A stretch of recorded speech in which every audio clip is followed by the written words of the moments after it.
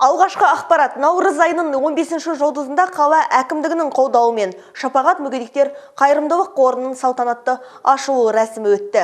Жұмыла көтерген жүк жеңіл демекші, бұл шараға жастар қауымының қосқан үлесі орасан зор. Толығырақ келесі бейнесюжетте жалғаймыз. Өздерін жұрттан кем санамайтын Түркістандық мүгедектер қорының концерті жоғары дәрежеде өтті. Көңілден шығатын керемет қойылымдар көрсетіліп, қонақтардың жүрегін елжіретті. Сонда Шымкент қаласынан қонақ болып жүрген Сәрсенбаев Мақсат ортаға өз өнерін салып, көрермендерді тамсандырды.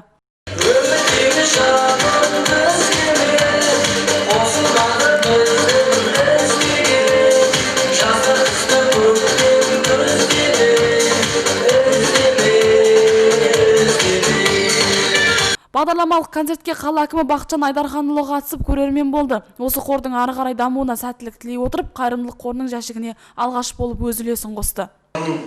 Сату залы ашылғалы отыр. Сол залдан мен өзім ойлап отырмын, қазір келіп тұрып, осы Шапағат қайырымдылық қорына жаңағы біздің мүмкіндігі шектеулі азаматтардың жасаған бұйымдары сату үшін бір сауда орнын рәсімдеп береміз деп отырмын.